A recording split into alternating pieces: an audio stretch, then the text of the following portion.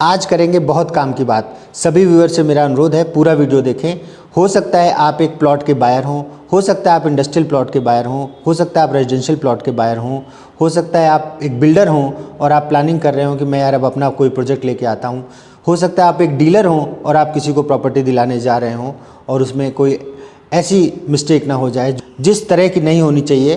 तो आज अपना विषय है चेंज ऑफ लैंड यूज़ कैसे होता है, what are the types of land, land की जोनिंग क्या होती है, इसके ऊपर हम बनाएंगे। वीडियो थोड़ा लंबा हो सकता है पर बहुत जानकारी भरा हुआ है, इसलिए मेरा आपसे अनुरोध है कि पूरा वीडियो देखिए। कोई भी पार्ट अगर छूट गया तो आपकी जानकारी अधूरी रह जाएगी। और आगे बढ़ने से पहले सब्सक्राइब कर दीजिए, बहुत ज़रूरी होता है। सब्सक्राइब करने में आलस नहीं करना है, उंगली लगानी है बस। तो प्लीज़ सब्सक्राइब कर दीजिए और अगर वीडियो अच्छा लगे तो लाइक और कमेंट अवश्य किया करें। कमेंट्स बहुत ज़रूरी होते हैं क्योंकि आपके कमेंट्स के ऊपर मैं प्रॉपर रिप्लाई देता हूं। ख़ास तौर से जो भी समस्या से रिलेटेड कमेंट होते हैं उनको मैं प्रॉपर वे से रिप्लाई देता हूं और वो खुशबू हमसे कॉल बुक करा करके स्पेशली शाम को 7 से 8 बजे के बीच में वो मेरे से बात भी कर सकते हैं। तो अब आते हैं असली मुद्दे पर कि व्हाट इज़ CLU। आप किसी भी प्रोजेक्ट में, चाहे वो रेजिडेंशियल हो, चाहे अपार्टमेंट्स बन रहे हों, चाहे वो प्लॉटिंग का हो, चाहे वो इंडस्ट्रियल प्लॉटिंग का हो, सभी में एक टर्म सुनते हो कि हमारा CLU आ गया है, बस अब रेरा आने वाला है, उसके बाद हम लॉन्च कर देंगे। तो ये CLU आ गया है, ये कहाँ से आता है, क्या चीज़ है ये CLU? CLU का मतलब होता है change of land use. Actual fact में मास्टर प्लान की जोनिंग जो सन 2031 की बड़े बड़े शहरों में ऑलरेडी सरकार ने कर रखी है, उसमें लैंड को अगर आप वो मास्टर प्लान का नक्शा देखेंगे तो उसमें अलग अलग रंग से ज़मीनें दिखाई हुई हैं। जैसे फॉर एग्जांपल एग्रीकल्चर लैंड उन्होंने दिखाई हुई है हरे रंग से, फॉर एग्जांपल उन्होंने रेजिडेंशियल लैंड दिखा रखी है पिंक कलर से, उन्होंने इंडस्ट्रियल लैंड दिखा रखी है येलो कलर से। इस तरह से वो नक्शे में अलग अलग लैंड दिखाई होती है। तो जब आप किसी गांव के पर्टिकुलर कुछ खसरों की ज़मीन खरीद रहे हैं, खसरा नंबर्स वाली, तो आप उसकी फ़र्द के नंबर देखते हैं और जा कर के आप जो उनका सजरा होता है उसमें आप वेरीफाई करते हैं और उसको मैच करते हैं कि ये जोनिंग में कहाँ पे आ रहा है। तो अगर कहीं पे खेती हो रही है पर वो मास्टर प्लान की जोनिंग में industrial, residential, commercial, mix land use, forest land और एक और लैंड होती है जिसको हम श्यामलाट कहते हैं, तो इस प्रकार की किसी भी कैटेगरी में फॉल हो रही है उसके हिसाब से ही ज़मीन खरीदी जाती है, उसके हिसाब से ही आगे वो बेची जाती है। कई बार ऐसा देखा गया है, अक्सर अखबार में आता है कि फलाने बिल्डर ने श्यामलाट ज़मीन में प्रोजेक्ट काट करके बगैर किसी अप्रूवल के उन्होंने प्लॉटिंग बेच दी है और बाद में वहाँ पे डिस्प्यूट हो जाता है क्योंकि वो ज़मीन श्यामलाट की होती है, गवर्नमेंट आती है, उनको कोई मतलब नहीं होता, सरकार सीधे आकर के सारी सेल वेल कैंसिल हो जाती है और उसके बाद कोर्ट कचहरी में आदमी घूमता रहता है। जिसने बेचा है वो तब तक फुर्र हो जाता है। तो इसलिए जोनिंग का नॉलेज अवश्य होना चाहिए, खास तौर से हमारे डीलर भाइयों को। अब सपोज हम बात करते हैं कुराली की।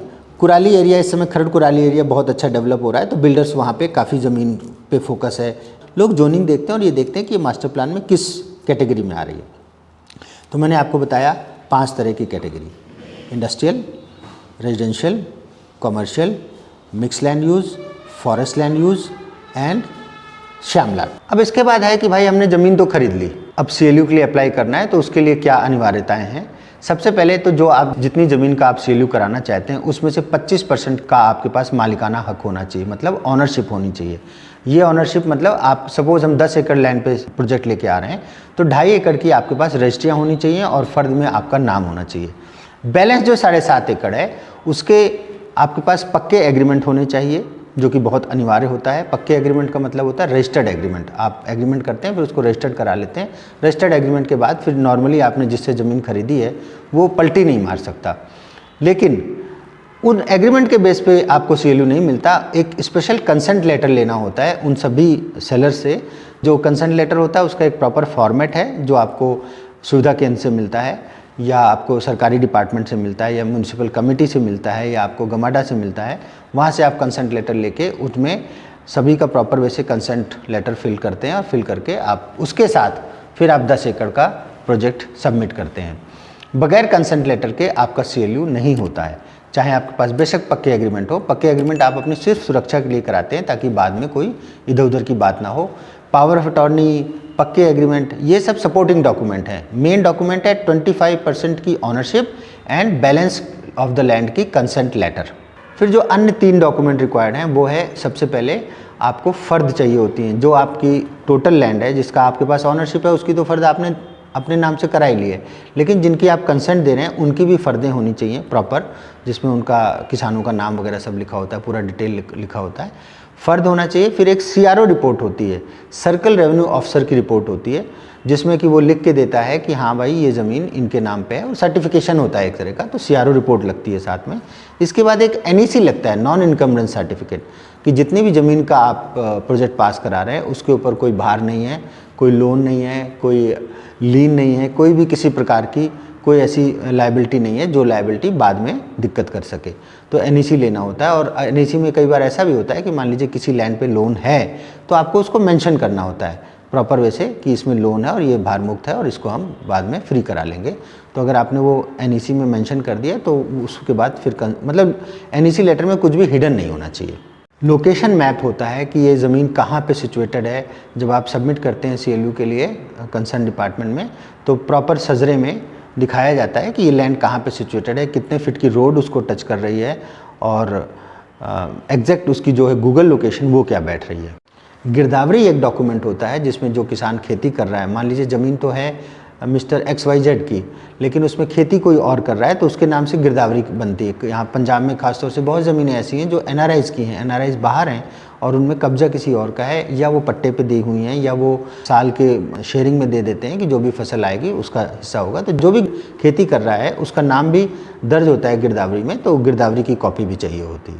अब भाई मैं प्रोजेक्ट ला रहा हूँ तो मैं डेवलपर बनने जा रहा हूँ, तो अगर आप डेवलपर बनने जा रहे हैं तो उसमें आपके पास कुछ लाइसेंसेस होते हैं, जैसे कि लाइसेंस टू डेवलप, ये आपको कंसर्न अथॉरिटी से मिलता है। अगर आपकी कमेटी की ज़मीन है, म्यूनिसिपल कमेटी की ज़मीन है, तो म्यूनिसिपल कमेटी से आपको लाइसेंस लेना पड़ता है। अगर आपकी गमाडा की ज़मीन है तो गमाडा से आपको लाइसेंस लेना पड़ता है। तो 2-3 तरह के लाइसेंस होते हैं, एक प्रोमोटर लाइसेंस, फिर licence to develop the land, उसके बाद ऑनरशिप का भी वहाँ से आपको सर्टिफिकेट मिलता है कि हाँ भाई आपने इतने डॉक्यूमेंट सबमिट कर दिए हैं और इसमें हमें कंफर्म हो गया है कि आप इसके ऑनर हैं। फिर जब आप ये सारे डॉक्यूमेंट सबमिट करते हैं तो उसके साथ कुछ फ़ीस भी लगती है चेंज ऑफ लैंड यूज़ की, जो कि आप गमाडा की साइट से देख सकते हैं। ये बदलती रहती हैं समय अनुसार, कहीं 3% होती है of the total value of the land, कहीं 2% होती है, कहीं 5% होती है। तो इसको आप गमाडा की साइट से ले सकते हैं। मैं ये साइट आपको अवश्य बताना चाहूँगा एक बार। ये साइट है GMADA, greater area Mohali development authority को गमाडा बोलते हैं, gamada.gov.in/ENIN/परमिशन for change of land use. तो इस वेबसाइट में जा कर के आप इसका प्रोसीजर भी देख सकते हैं, और मैंने आपको इस वेबसाइट का लिंक इस वीडियो के नीचे दिया हुआ है। तो इसके माध्यम से आप पूरी जानकारी ले सकते हैं कि किस प्रकार से चेंज ऑफ लैंड यूज़ होता है। ये वीडियो सिर्फ डेवलपर्स के पॉइंट ऑफ व्यू से नहीं बनाया गया है, इवन जो बच्चे रियल एस्टेट में काम करते हैं, जो कंपनियों में जॉब करते हैं, उनको भी पता होना चाहिए। जब क्योंकि अक्सर उनके मालिक कह देते हैं कि हमारा CLU आने वाला है, तो आपके यहाँ एक डिपार्टमेंट होता है लीगल डिपार्टमेंट। लीगल डिपार्टमेंट में लंच करते समय कॉमन बैठे हुए आप अपने दोस्तों से पूछ सकते हो कि यार वो CLU सर कह रहे थे कि आने वाला है, हम लोग प्रोजेक्ट की प्रमोशन भी कर रहे हैं, लोगों को बता भी रहे हैं, तो उसमें क्या प्रोसीजर है, कहाँ तक मतलब डॉक्यूमेंटेशन कंप्लीट हो गई है। जब आपको नॉलेज होगी तभी, क्योंकि कई बार ऐसा होता है कि आप जॉब कर रहे होते हैं, मालिकान आपको खुद नहीं बताते हैं कि कब तक CLU आएगा, कब तक उसका चेंज ऑफ लैंड यूज़ होगा, कब तक रेरा आएगा, और आप लोगों को कम्युनिकेट कर देते हैं कि हमारा नया प्रोजेक्ट आने वाला है। अननेसेसरी लोग आपको फ़ोन करके आपको परेशान करते हैं। तो आपको स्टेजेस ऑफ अप्रूवल्स पता होनी चाहिए। तो मुझे उम्मीद है कि ये जानकारी वाला वीडियो आप लोगों को पसंद आया होगा, और जो भी आपके दोस्त यार दोस्त जहाँ भी प्रॉपर्टी से रिलेटेड संबंधित कुछ भी गतिविधि कर रहे हैं उनको आप शेयर करो। शेयरिंग करने में संकोच ना करें। कई बार ऐसा होता है कि आप कोई चीज़ देखते हैं, आपको अच्छी लगती है, आप उसको शेयर नहीं करते सामने वाले को, और आपकी इस छोटी सी गलती की वजह से सामने वाला कोई ऐसी बड़ी मिस्टेक कर लेता है कि वो अपनी ज़िंदगी भर की कमाई हुई पूंजी कहीं लगा देता है, और बाद में जब आपको पता चलता है तो आपको बड़ा दुख होता है कि यार अनदर व्यू पॉइंट में इस विषय में बहुत अच्छा वीडियो बना था, मैं आपको शेयर करता तो शायद आपसे ये मिस्टेक ना होती। तो please do share the videos. And अब हम आपसे आज्ञा लेते हैं, और हमें उम्मीद है कि आपको वीडियो पसंद आया होगा। धन्यवाद।